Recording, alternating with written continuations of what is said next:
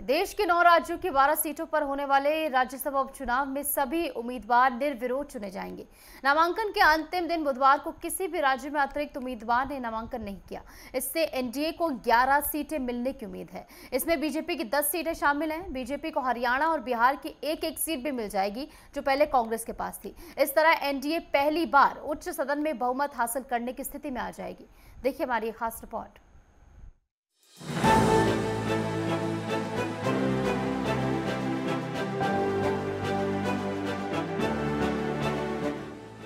NDA संसद के उच्च सदन में बहुमत बनाने की स्थिति में है। राज्यसभा की 12 सीटों पर होने वाली राज्यसभा के चुनाव में एनडीए का 11 सीटों पर कब्जा होगा।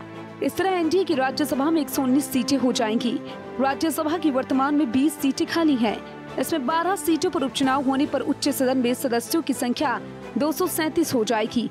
इस नतीजे के बाद बीजेपी के सदस्यों की संख्या 87 से बढ़कर 97 हो जाएगी। इसके अलावा मनोनीत और निर्दलीयों के साथ एनडीए की संख्या 119 हो जाएगी। इस आधार पर बीजेपी के पास राज्यसभा के लिए बहुमत हो जाएगा।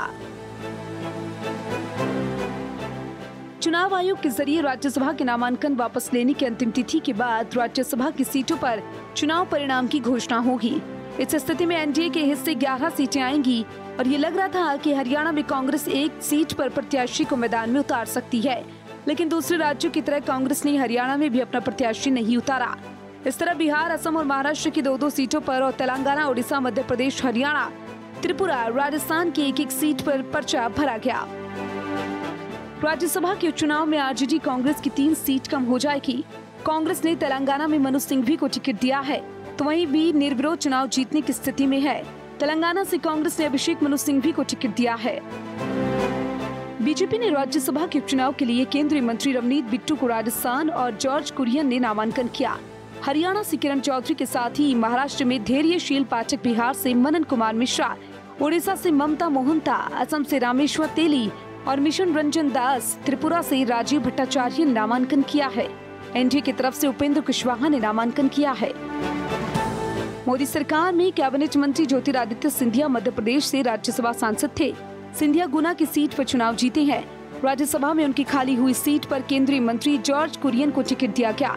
पंजाब से लुधियाना सीट पर चुनाव हारने के बाद रवनीत बिट्टू को केंद्रीय मंत्रिमंडल में लिए जाने पर यह तय था कि उन्हें राजस्थान से लाया जाना है। मध्य प्रदेश और राजस्थान में बीजेपी के लिए इन दोनों सीटों पर प्रत्याशियों का चुनकर आना तय हो गया। बीजेपी ने हरियाणा, बिहार और त्रिपुरा में स्थानीय चेहरों पर ही दांव खेला है। हरियाणा में हाल ही में किरण चौधरी कांग्रेस छोड़कर बीजेपी में शामिल हुई है। हरियाणा उन राज्यों में है जहां राज्य विधानसभा के चुनाव होनी है। दीपेंद्र हुड्डा के रोहतक से सांसद बनने के बाद उनकी राज्यसभा की सीट खाली हुई है। इस सीट पर भी किसी और ने नामांकन नहीं किया है। बिहार में मीसा भारती और विवेक ठाकुर ने लोकसभा का चुनाव जीतने के बाद अपनी राज्यसभा की सीटों से इस्तीफा दे दिया। इन 2 सीटों में एक पर बीजेपी ने मनन कुमार मिश्र को प्रत्याशी उतारा, तो दूसरी पर उपेंद्र कुशवाहा को उतारा गया। असम की 2 सीटों के लिए बीजेपी ने मिशन रंजन दास और रामेश्वरी तेली ने नामांकन किया। त्रिपुरा से राज्यसभा के उम्मीदवार राजीव भट्टाचार्य भी संघ के पुराने कार्यकर्ता हैं। लोकसभा चुनाव के चुनाव परिणाम के बाद महाराष्ट्र में भी 2 सीटें खाली हुई थी। बीजेपी की तरफ से धैर्यशील पाटिल ने नामांकन किया है।